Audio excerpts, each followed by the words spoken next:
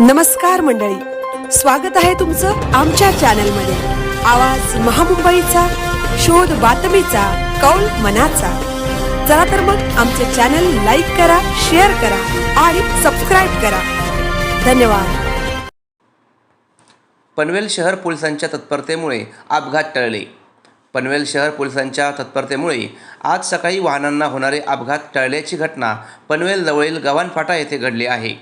महाराष्ट्राचे मुख्यमंत्री देवेंद्र फडणवीस हे आज तळोजा येथे एका कार्यक्रमानिमित्त येणार असल्याने ते जाणाऱ्या मार्गावर पोलीस बंदोबस्त ठिकठिकाणी लावण्यात आला होता।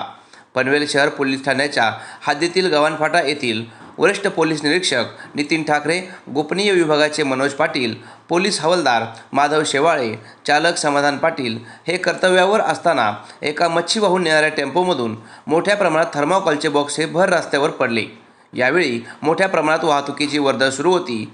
हा प्रकार वरिष्ठ पोलीस निरीक्षक नितीन ठाकरे यांच्या लक्षात येताच त्यांनी तातडीने त्यांच्यासोबत असलेल्या पथकाच्या साहाय्याने महामार्गावर धाव घेऊन रस्त्यावर पडलेले थर्माकोलचे मोठे बॉक्स त्वरित बाजूला केले। त्यामुळे होणारे अपघात टळले आहेत। पोलिसांच्या तत्परतेबद्दल त्यांचे कौतुक होत आहे। आवाज महामुंबईचा चॅनलसाठी संजय कदम, पनवेल।